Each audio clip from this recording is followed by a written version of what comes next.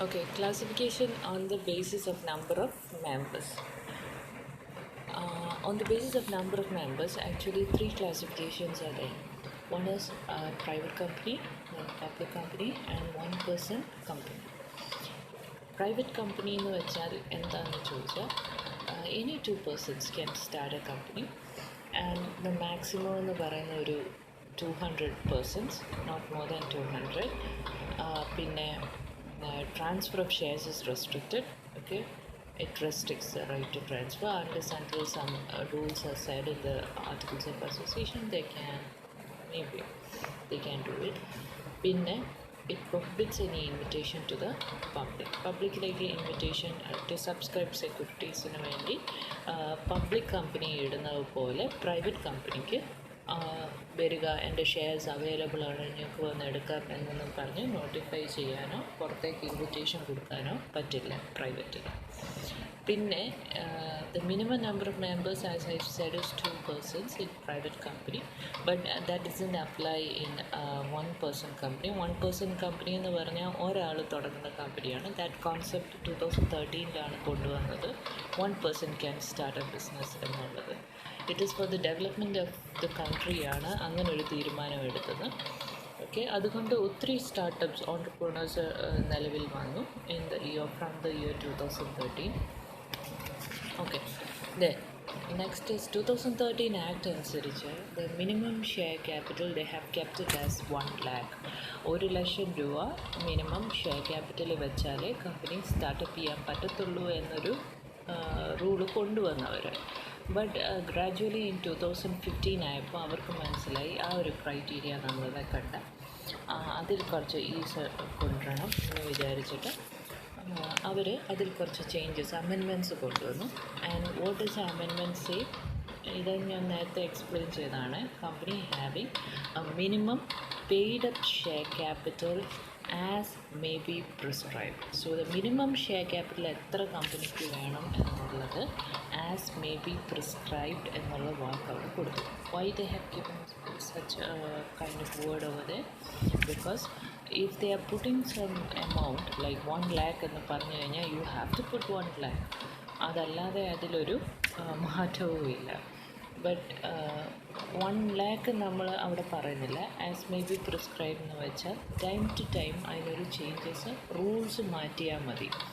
അതല്ല ആക്ച്വലി അങ്ങനെ പ്രത്യേകമായിട്ടൊരു എമൗണ്ട് പറഞ്ഞു കഴിഞ്ഞാൽ വരുന്ന പ്രശ്നം, നമുക്കതിനെ മാറ്റണമെങ്കിൽ നാളെ അത് 2 lakh ആക്കണമെന്നുണ്ടെങ്കിൽ വി ഹാവ് ടു അപ്രോച്ച് ഈ ഒരു റെക്കമെൻഡേഷൻ പാർലമെൻറ്റിന് മുന്നേ വെക്കണം, ലോക്സഭ പാസ് ചെയ്യണം, രാജ്യസഭ പാസ് ചെയ്യണം, അതിനുശേഷം അത് പൊക്കിയെടുത്ത് പ്രസിഡൻ്റെ മുന്നിലോട്ട് കൊണ്ടുപോകണം. പ്രസിഡൻ്റ് അവിടെ പാസ്സാക്കി കഴിഞ്ഞൊക്കെ ഇത് പുറത്തേക്ക് ഇറങ്ങത്തും. ഓക്കെ, അത് വരാതിരിക്കാൻ വേണ്ടി ലോയെ ഇച്ചിരൂടെ വളരെ എളുപ്പം ആക്കാൻ വേണ്ടിയാണ് ആസ് മേ ബി പ്രിസ്ക്രൈബ്ഡ് എന്നുള്ള വാക്ക് അവർ ഇവിടെ കൊണ്ടുവന്നത്. Okay, though at present the minimum paid up capital prescribe is 1 lakh rupees. Government ഞാൻ തുടക്കം പോലെ വായിച്ചില്ല അല്ലേ? Okay, private company. Private company means a company having a minimum paid up share capital as may be prescribed and which by its articles. Okay. Now, which by its articles, number 1, restricts the right to transfer of shares. It restricts the transferring of shares. Number 2 is except in case of 1 person company. 1 person company can be started with just 1 person and limits the number of members to 200. The maximum number of members required for a private company is 200. Okay, 2 persons to 200 എന്നുള്ളതാണ്. Now, prohibits any invitation to the public to subscribe any securities of the company. അപ്പോൾ കമ്പനിക്ക് എന്തെങ്കിലും securities വേണമെങ്കിൽ it prohibits inviting making an offer to the public. Now, 2013 Act to originally provide the minimum of 1 lakh rupees paid up share capital for a private company. This clause has been amended. See, ഈ clause amend ചെയ്തു എന്നാണ് by Companies Act 2015. Okay. Though at present the minimum paid up capital prescribed is 1 lakh rupees, the government could change the amount by a simple executive order without placing the provision for a formal amendment in the parliament. So initial for the startup we need 1 lakh rupees, but it says like അതിലെന്തെങ്കിലും ഒരു മാറ്റം വരുത്തണമെങ്കിൽ we don't have to go to the parliament and ബില്ലൊക്കെ പാസ്സാക്കി എന്നിട്ട് എക്സിക്യൂട്ടീവിനോട് കൊണ്ടുവെക്കണ്ട. This with an executive order in 1 day എന്ന് കൊടുത്താൽ നാളെ എക്സിക്യൂട്ടീവ് ഓർഡർ റെഡി ആവുന്ന രീതിയിലാണ് ആസ് മേ ബി പ്രിസ്ക്രൈബ് എന്നുള്ള വേർഡ് ഉള്ളതുകൊണ്ട് പറ്റുന്നതാണ്. Now joint shareholders as treated as one single member. Okay, ഇപ്പോൾ എംപ്ലോയീസ് വന്നിട്ട് ഞാനവിടെ ജോലി ചെയ്യുന്നതാണ് എൻ്റെ കമ്പനിയിൽ, and I got an opportunity to buy some shares. Okay, എംപ്ലോയീസിന് ഞാൻ ഒത്തിരി അധ്വാനിക്കുന്ന ഒരു എംപ്ലോയി. അപ്പോൾ എൻ്റെ അടുത്ത് കമ്പനി പറഞ്ഞു എനിക്ക് ഞാനൊരു 5 ഷെയർ തരാം, എൻ്റെ ഈ അധ്വാനം കണ്ടിട്ട് ഞാൻ തരുന്നതാണ്. അങ്ങനെ എനിക്ക് കുറച്ച് ഷെയർസ് കിട്ടിയാൽ okay, I want be treated as a member, but I will be holding the shares. The definition also makes it clear that where employees of a company are given shares in that company, they shall not be included in the number of members. They are not included in the number of members even though we are holding the shares. Now, public company. Public company means a company which is not a private company, a public company. Okay, has a minimum paid up share capital as may be prescribed in the അതിൻ്റെ മാർക്കിയിട്ടുണ്ട്. So public company എന്ന് പറയുമ്പം the minimum number of share capital which is needed is 5 lakh. 5 lakh വെച്ചിട്ട് വേണം അവർക്ക് company start ചെയ്യാൻ. Okay, ഒരു public company എന്ന് പറയുമ്പോൾ എന്താ പറയുന്നത്, definition makes it clear that the public company is a company which is not a private അല്ലാത്ത എല്ലാ കമ്പനിയും പബ്ലിക്കാണ്. പ്രൈവറ്റ് അല്ലാത്തതും 1% അല്ലാത്ത കമ്പനികളും എല്ലാം പബ്ലിക് കമ്പനീസ് ആണ്. In addition, it has to satisfy the condition of having minimum prescribed share capital. എന്താണ് minimum prescribed share capital is 5 lakh. Okay, public company തുടങ്ങണമെങ്കിൽ minimum share capital 5 lakh rupees അക്കൗണ്ടിൽ കാണണം. Okay, that is as may be prescribe എന്നുള്ള word അവിടെയും കൊടുത്തിരിക്കുന്നത്. കാലാകാലങ്ങളിൽ പോകുമ്പോൾ വേണമെങ്കിൽ അതിന് വ്യത്യാസങ്ങൾ വരുത്താം. ഫോർ ദ പ്രൈവറ്റ് കമ്പനി, ഇനി ചില കമ്പനീസ് പ്രൈവറ്റ് കമ്പനി ആയിരുന്നു, എനിക്ക് 200 ആൾക്കാരുള്ള പ്രൈവറ്റ് കമ്പനി ആയിരുന്നു. പക്ഷേ ഗ്രാജുവലി എനിക്ക് ഷെയർ ഹോൾഡേഴ്സൊക്കെ കൂടി എനിക്ക് 250 അല്ലെങ്കിൽ 220 ആയപ്പോൾ സ്വാഭാവികമായിട്ടും ഞാൻ എന്താക്കണം, അതിനെ പബ്ലിക് കമ്പനി ആക്കണം. ഓക്കെ, അങ്ങനെ ആക്കിക്കഴിഞ്ഞാൽ പബ്ലിക് കമ്പനിയുടെ രീതിയിലായിരിക്കും it will be അതിനെ അറിയപ്പെടുന്നത്. When further a private company which is a subsidiary of a public company, അല്ലെങ്കിൽ ഒരു പബ്ലിക് കമ്പനി വന്ന് എന്നെ ടേക്ക് ഓവർ ചെയ്തെന്നിരിക്കട്ടെ, അങ്ങനെ ആകുമ്പോഴും will also be deemed as a public company. അപ്പോൾ പബ്ലിക് കമ്പനിയുടെ എന്തെല്ലാം ആവശ്യങ്ങളുണ്ട് അതെല്ലാം എൻ്റെ പ്രൈവറ്റ് കമ്പനിയായ എന്നെ ഞാൻ മാറിക്കഴിഞ്ഞാൽ അതിലേക്ക് ആ കാര്യങ്ങളെല്ലാം കൊണ്ടുവരണം. Like I can invite shares to the public, there is no prohibition in the transfer of shares. അങ്ങനത്തെ കുറേ കാര്യങ്ങൾ എനിക്ക് അനുകൂലമായി കിട്ടും. Now 1% കമ്പനി എന്ന് പറയുന്ന കോൺസെപ്റ്റ് 2013 വന്നപ്പോഴാണ് കൊണ്ടുവന്നത്. അതിനകത്തെ ഗുണകരമെന്ന് വെച്ചാൽ ഒരു പേഴ്സണിന് തന്നെ കമ്പനി സ്റ്റാർട്ട് ചെയ്യാം. Section 262 means company which has only one person as a member. This is a new category which has been included and created by 2013 Act. Okay.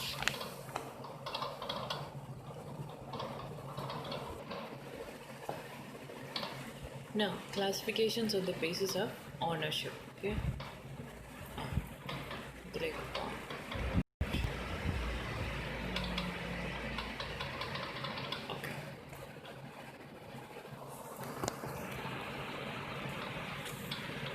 Now, classifications on the basis of control. Okay. ഇനി control അനുസരിച്ച് ഏത് രീതിയിൽ classify ചെയ്യാവുന്നുള്ളത്. Okay,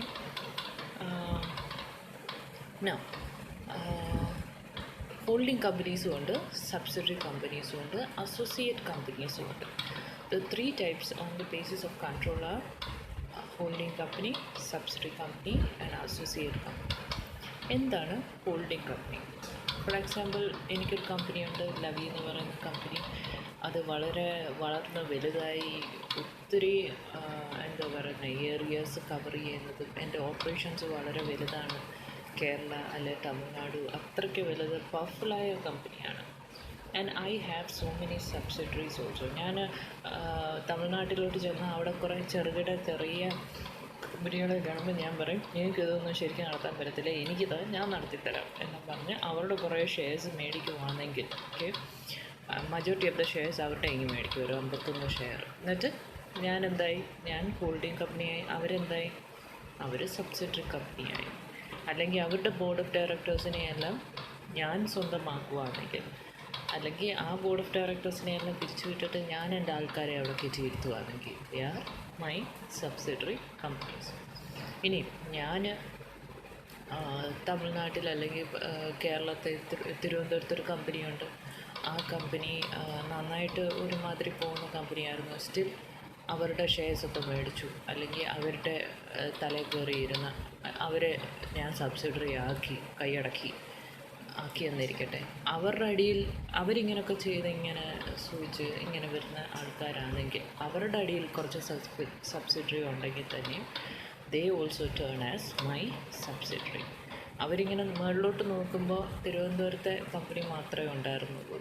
അത് കഴിഞ്ഞ് തിരുവനന്തപുരത്തെ company അതേ ഈ ലവി കമ്പനി എടുത്തപ്പോൾ പിന്നെ അവരുടെ പേരൻറ് കമ്പനി ആരായി? ലവി എന്ന് പറയുന്ന കമ്പനിയായി.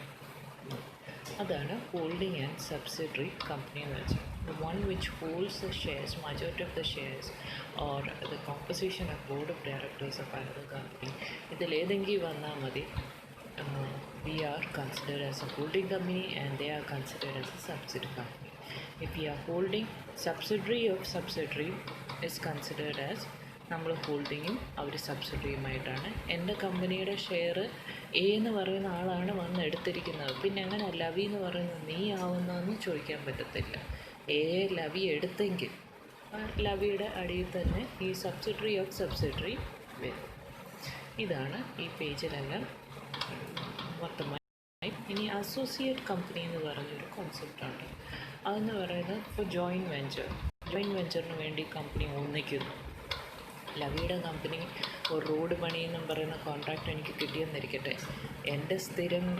എൻ്റെ കമ്പനിക്ക് ആകെയുള്ള ഇതെന്ന് വെച്ചാൽ ലേബേഴ്സുണ്ട്, പിന്നെ ബുൾഡോസറും ഈ റോഡ് റോളറും ഒക്കെ എൻ്റെ കമ്പനിക്കെന്ന് വെച്ചു. മറ്റേ അവരുടെ മെഷീനറീസ് അല്ല എൻ്റെ വകയും. മറ്റേ അവരുടെ കയ്യിൽ കട്ട, കമ്പി, ടാറ്, മെറ്റൽ ഇതൊക്കെ അവർക്കാന്ന് വെച്ചു. ഇപ്പോൾ 20% ഓഫ് അവരുടെ ഇതിനകത്തേക്ക് എൻ്റെ വക ഇൻവെസ്റ്റ്മെൻറ്റ്. അങ്ങനെ ഞങ്ങൾ ജോയിൻറ്റ് വെഞ്ചറാണ്. It's not like 50%. The other one hold ചെയ്യണമെന്നുണ്ടെങ്കിൽ മജോറിറ്റി ഓഫ് ദ ഷെയർസ് എന്ന് പറയുന്നത് 50 ഷെയറിൽ 51 ഷെയർ ഹോൾഡ് ചെയ്യുമ്പോഴാണ് ഞാൻ ഹോൾഡിങ്ങും അവൻ സബ്സിഡറിയുമായി മാറുന്നത്. പക്ഷേ ഈ കാര്യത്തിൽ it is below 50. 20% of the shares എൻ്റെ കയ്യിലുണ്ട് അവൻ്റെ കമ്പനിയുടെ. ഞങ്ങൾ ജോയിൻറ്റ് വെഞ്ചറായി തമ്മി. Okay, and we work part in part. It doesn't mean we are associate company. We are not called as subsidiary or holding. Okay, മനസ്സിലായല്ലോ? ഇത്രയേ ഉള്ളൂ. On the basis of control, 3 classifications ആണ്: holding companies, subsidiary companies and associate companies. Holding company വായിക്കാം. A company is known as holding company of another company if it has control over other company. മറ്റേ കമ്പനിയെ ഞാൻ control ചെയ്യുമ്പോൾ I am called as holding company. Section 246 says holding company in relation to one or more other companies means a company of which such companies are subsidiary. Now subsidiary companies എന്താണ്? The company is known as a subsidiary of another company when control is exercised by the latter over the former called subsidiary company. Holding company എൻ്റെ ഷെയറെല്ലാം hold ചെയ്ത് വെക്കുമ്പോൾ I am termed as subsidiary company. അത് പറയുന്നത് section 287. Sections ഒന്നും ശരിക്കും ഓർക്കുന്നില്ല, ഒരിക്കലും എഴുതി വെക്കരുത്. തെറ്റ് സെക്ഷൻ എഴുതിയാൽ മാർക്കെല്ലാം പോകും. അതിലും നല്ലത് അതിൻ്റെ ഡെഫിനേഷൻ മനസ്സിലൊന്ന് ചിന്തിച്ച് എഴുതുക എന്നുള്ളതാണ്. അല്ല പിന്നെ കൃത്യമായി ആ സെക്ഷൻ ഓർത്തിരിക്കുന്നെങ്കിൽ മാത്രമേ സെക്ഷൻ നോട്ട് ചെയ്യുകയുള്ളൂ. Section 287. 246 എന്താണ്? Holding. Now, company controlling the composition of directors. അതായത് എച്ച് എന്ന് പറയുന്ന ഹോൾഡിംഗ് കമ്പനി അല്ലെ ഹരി, എസ് എന്ന് പറയുന്ന സുമിയുടെ കമ്പനിയുടെ ഡയറക്ടേഴ്സിനെ എല്ലാം ഞാൻ എടുത്തു വെച്ചിരിക്കുവാന്ന് വെച്ചോ. ഓക്കെ, എസിൻ്റെ ഡയറക്ടറെല്ലാം എൻ്റെ വക ഡയറക്ടേഴ്സാണെങ്കിൽ ഹരി എന്ന് പറയുന്ന ഈ കമ്പനി, ഹരിയുടെ ഡയറക്ടേഴ്സാണ് സുമിയുടെ കമ്പനി വർക്ക് ചെയ്യുന്നു. അപ്പോൾ Hari is called as a holding company, Sumi is called as a subsidiary company. That's all it says. Suppose the company H holds Hari holds a composition of directors of the company of Sumi, then company Sumi can be treated as subsidiary company of Hari. Okay? The composition of board of directors of company Sumi is deemed to be controlled by company Hari if company Hari can appoint or remove majority of directors of company Sumi.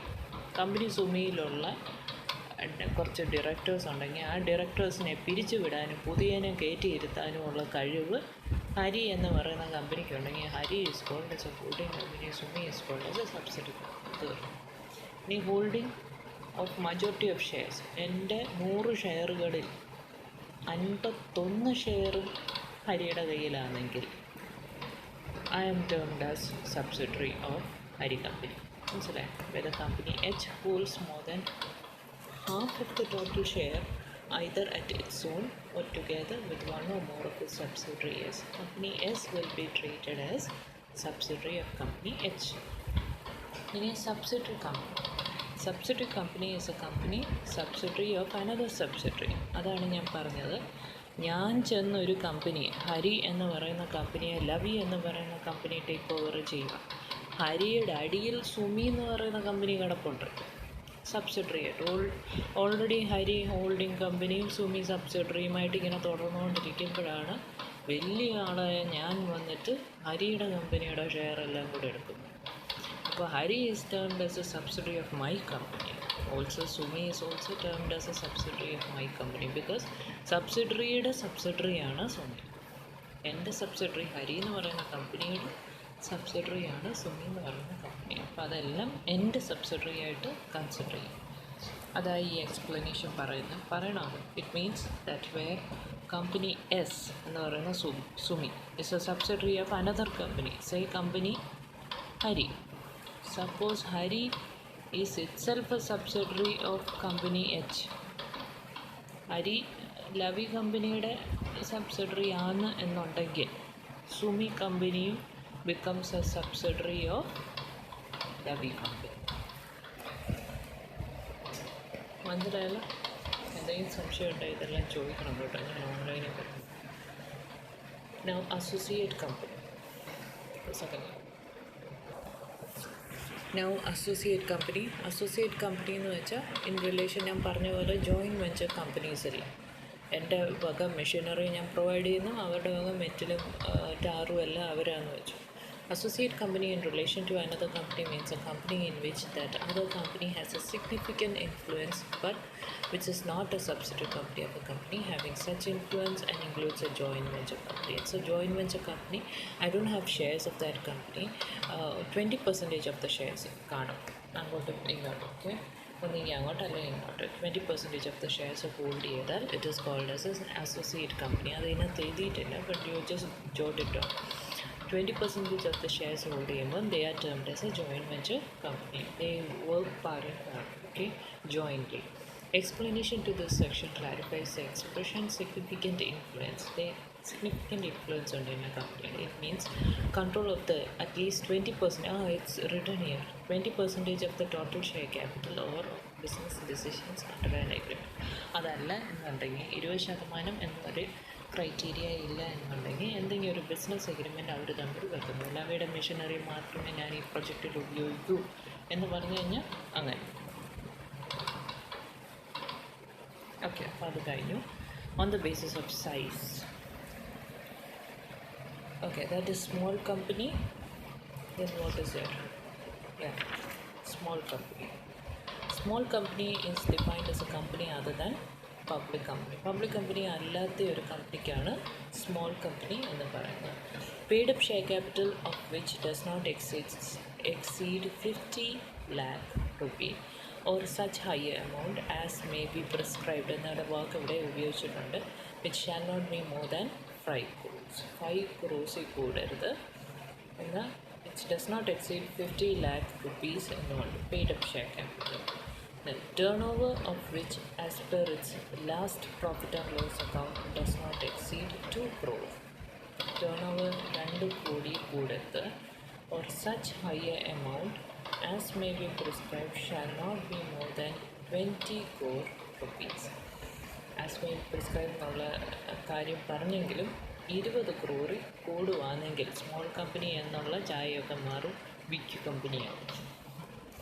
അപ്പോൾ small കമ്പനിക്ക് കുറേ ആനുകൂല്യങ്ങളുണ്ട്. അതുകൊണ്ടാണ് small company എന്ന് പറയുന്ന criteria നിൽക്കുന്നത്.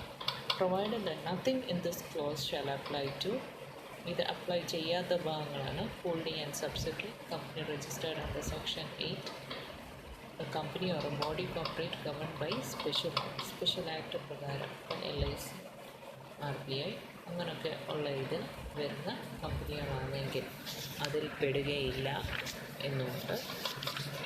Okay. Then section 8 എന്ന് പറയുന്നത് non profit organisations, associations ഉണ്ട്. ആ രീതിയിലുള്ളത് ഇതുപോലെ ടേൺ ഓവർ കൂടിയാലും ഇതിനകത്ത് പെടുകയില്ല. Okay. Holding and subsidiary companies ആണെങ്കിലും ഇതിനകത്ത് പെടുകയില്ല. A small company is a status that is accorded in certain companies. The purpose of this categorization is to reduce the procedural formalities and hurdles for small entities. Small entities-ന് കൂടുതൽ procedure എല്ലാം കൂടെ തലയിലോട്ടിട്ട് കൊടുത്താൽ അത് തലമുത്തിനകത്ത് വരും. Okay. അത് വരാതിരിക്കാൻ വേണ്ടിയാണ് ഇങ്ങനൊരു സ്മോൾ കമ്പനി എന്നൊരു തലക്കെട്ട് കൊടുത്ത് ഇരുത്തിയിരിക്കുന്നത്. For example, a small company need only 2 board meetings, okay, in a financial year. The disclosure required are relatively less. ഒത്തിരി ഇപ്പോൾ കൊണ്ടുവന്ന് കാണിച്ചോണോ എന്തോ സ്റ്റേറ്റ്മെൻ്റ് എന്നൊക്കെ പറഞ്ഞ് ബഹളമൊന്നും വെക്കണം. It need not disclose its cash flow statement. Cash flow statement ഒന്നും കാണിക്കണ്ട. Okay. The overriding condition is that it should not be a public company. This means that private company or one-person company could not claim the benefit of the small company. They cannot. ഇപ്പോൾ private company ഇങ്ങനെ ഇരുന്ന് ഈ small company എന്നുള്ള ഒരു ക്രൈറ്റീരിയയിലേക്ക് ഞങ്ങളെ കൊണ്ടുപോവാ എന്നും പറഞ്ഞ് ഒരിക്കലും അവർക്ക് അത് ചോദിക്കാൻ പറ്റത്തില്ല. It should be noted that this is not a separate type, but it is a status conferred provided the conditions are satisfied. അതൊരു സ്റ്റേറ്റസ് ആണ് കിട്ടുന്നത്. കണ്ടീഷൻസ് എല്ലാം സാറ്റിസ്ഫൈ ചെയ്താൽ, ഇപ്പോൾ നമ്മൾ അങ്ങാടി പറഞ്ഞ കണ്ടീഷൻസ് ഒക്കെ സാറ്റിസ്ഫൈ ചെയ്ത് കഴിഞ്ഞാൽ ആ ഒരു സ്റ്റേറ്റസ് കിട്ടിക്കഴിഞ്ഞാൽ വലിയ പ്രൊസീജിയറൽ ഫോർമാലിറ്റീസ് ഇല്ലാതെ ആ കമ്പനി മുന്നോട്ട് പോകും. നമ്മുടെ ഇന്ത്യയുടെ ആവശ്യം എന്താണ്? ഏറ്റവും കൂടുതൽ കമ്പനീസ് എമേർജ് വരണമെന്നാണ്. ഒന്നും ക്ലോസ് ഡൗൺ ചെയ്യാൻ ഇന്ത്യ ആഗ്രഹിക്കുന്നു. അപ്പോൾ അതുകൊണ്ടാണ് കമ്പനി ലോസിനകത്ത് വളരെ നല്ല പ്രൊവിഷൻസൊക്കെ കൊണ്ടുവന്നിരിക്കുന്നത്. ഒരിക്കലും ബുദ്ധിമുട്ടിലായി, പ്രൊസീജിയേഴ്സ് കാരണം ബുദ്ധിമുട്ടിലായി ആരും നിന്ന് പോകരുത് എന്നുള്ള ഇതിൽ. ബിക്കോസ് കമ്പനീസ് വന്നാലേ developments ഉണ്ടാകത്തുള്ളൂ. Now classifications on basis of ownership. One is government company, other is non-government company. Government company എന്ന് പറയുമ്പോഴത്തേനും ആരാണ് ഹോൾഡ് ചെയ്യുന്നത്? Means any company which is not less than 51% of share capital, which holds not less than 51% of share capital by ആരാണ്? Central government അല്ലെങ്കിൽ ഒരു any state government അല്ലെങ്കിൽ governments ചേർന്ന് 51% ഉണ്ടെങ്കിൽ, partly by central government and partly by one or more state governments, and includes a company which is a subsidiary company of such government company. ഇങ്ങനത്തെ കാര്യങ്ങളെല്ലാം വന്നു കഴിഞ്ഞാൽ government കമ്പനീസിനകത്ത് വരും. ഓക്കെ. ഇനി government companies പാലിക്കേണ്ട കുറച്ച് റൂൾസ് ഉണ്ട്. അതാണ് ഇതിൽ പറയുന്നത്. Number 1, annual reports. Okay. Where the central government is a member of a government company, it shall cause an annual report on the working and the affairs of the company to be prepared and laid before both the houses of the parliament, along with the audit report and comments, if any, by the Comptroller അല്ലെങ്കിൽ Auditor General of India (CAG). The report should be submitted within 3 months of its annual general meeting. Okay, within 3 months of its annual general meeting, they have to submit this report before where? For the parliament. പാർലമെൻറ്റിനെ മുന്നേ കാണിച്ചിട്ട് ഇങ്ങനെയൊക്കെ കാര്യങ്ങളാണ് ഞങ്ങൾ ചെയ്തിട്ടുള്ളത് എന്നെല്ലാം കൊടുത്ത് അവർക്ക് മനസ്സിലാക്കി. If in addition to the central government any state government ആണെങ്കിൽ is also a member of a government company എന്നുണ്ടെങ്കിൽ, that state government shall cause a copy of the annual report prepared and laid before the House അല്ലെങ്കിൽ both houses of state legislature together with a copy of audit report and comments upon and supplement to the audit report of a CAG. Then these provisions shall also apply in those situations where central government is not a member of a company but a state government or state governments and its members. For example, Indian തമിഴ്നാടും കൂടെ ചേർന്ന് ഉണ്ടാക്കിയ ഒരു കമ്പനിയാണെന്ന് വെച്ചു. ആ കമ്പനിയുടെ annual auditing general meeting കഴിയുമ്പോഴത്തേന് annual റിപ്പോർട്ടെല്ലാം കൂടെ റെഡിയാക്കിയിട്ട് തമിഴ്നാടിൻ്റെ പാർലമെൻറ്റിനും കൊണ്ടുവയ്ക്കും, കേരളയുടെ പാർലമെൻറ്റിനും കൊണ്ടുവയ്ക്കും. Okay, both house. ഓക്കെ, അങ്ങനെ കൊണ്ടുവന്ന് വെച്ചിട്ട് രണ്ടുപേരുടെയും തരത്തിൽ അതവിടെ സബ്മിറ്റ് ചെയ്യണം. ഓക്കെ, തമിഴ്നാടിൻ്റെ ഭാഗത്തായിട്ട് അവരുടെ സ്റ്റേറ്റ് ലെജിസ്ലേച്ചർ അനുസരിച്ചുള്ള പ്രൊസീജിയർ ഫോർമാലിറ്റീസ് CAG എല്ലാം റിപ്പോർട്ട് കണ്ടിട്ട് ഒപ്പിട്ടിട്ട് റിപ്പോർട്ട് സബ്മിറ്റ് ചെയ്യണം. അറ്റ് ദ സെയിം ടൈം ഈ ഗവൺമെൻറ്റും അതുപോലെ തന്നെ ചെയ്തിട്ട് റിപ്പോർട്ട് ഓഡിറ്ററിൻ്റെ ആണെങ്കിൽ CAGയുടെ ആണെങ്കിൽ അസെൻഡ് ചെയ്തിട്ട് വേണം അവർ അത് കൊടുക്കാൻ. Now, appointment of an auditor. The auditor of a government company shall be appointed or reappointed by a comptroller or Auditor General of India. The comptroller or Auditor General of India shall have the power to direct the manner in which the company's account shall be audited by the auditor. He shall also have the power to conduct supplementary test auditing of company accounts by such person or persons as he may authorize on his behalf. പുള്ളിക്ക് തന്നെ എപ്പോൾ വേണമെങ്കിലും authorise ചെയ്യാം വേറൊരു person. Audit report. Auditor will submit the audit report to the comptroller. Audit report auditor എന്നിട്ട് ഇങ്ങനെ appoint ചെയ്ത auditor എന്ത് ചെയ്യും? റിപ്പോർട്ട് കൊണ്ടുപോയി കൺട്രോളർ അല്ലെങ്കിൽ AGക്ക് കൊണ്ടു കൊടുക്കും, CAGക്ക് കൊണ്ടു കൊടുക്കും. Controller and auditor general of India എന്ന് പറയുന്ന CAGക്ക് കൊണ്ടു കൊടുക്കും. who may comment upon or supplement the audit report in such manner as he thinks fit. Okay, ഒന്നെങ്കിൽ കമൻറ്റ് ചെയ്യും. if it needs any comments he will comment on it. Such comments or supplementary reports shall be placed before the annual general meeting along with the audit report. Audit reportൻ്റെ കൂടെ തന്നെ ഈ comments കൂടെ വെച്ചായിരിക്കും പുള്ളി അത് submit ചെയ്യുന്നത്. Now, provisions of section 139 apply to certain companies. The provisions of 139 shall apply to a company in which not less than 51% of share capital is held by one or more of the following combinations thereof, as if it were a government company. എന്തൊക്കെ combinations ആണ്? Central ഗവൺമെൻറ്റും ഒന്നിൽ കൂടുതൽ government companies ഉണ്ടെങ്കിൽ, അല്ലെങ്കിൽ any state government of governments and one or more government companies ആണ്. അല്ലെങ്കിൽ central government one or more state governments or one or more government companies. Central government കൂടെ ഒന്നിൽ കൂടുതൽ സ്റ്റേറ്റ് ഗവൺമെൻറ്റോ ഒന്നിൽ കൂടുതൽ ഗവൺമെൻറ് കമ്പനീസോ ഉണ്ടായാൽ മതി. Central government one or more corporations owned or controlled by central government one or more state governments and one or more corporations owned by controlled by the central government, one or more corporations owned and controlled by central government or state government. ഒന്നിൽ കൂടുതൽ കോർപ്പറേഷൻസിനും ഒന്നിക്കാം.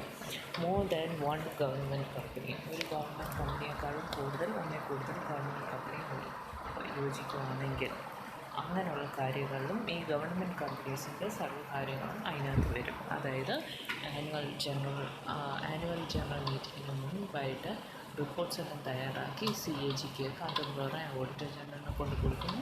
പുള്ളി അതെല്ലാം നോക്കി പരിശോധിച്ചിട്ട് വേണ്ട comments on it and along with this comments can be submitted to the general meeting. Okay, with the audit report, along with the audit report. So his comments is more important than anything.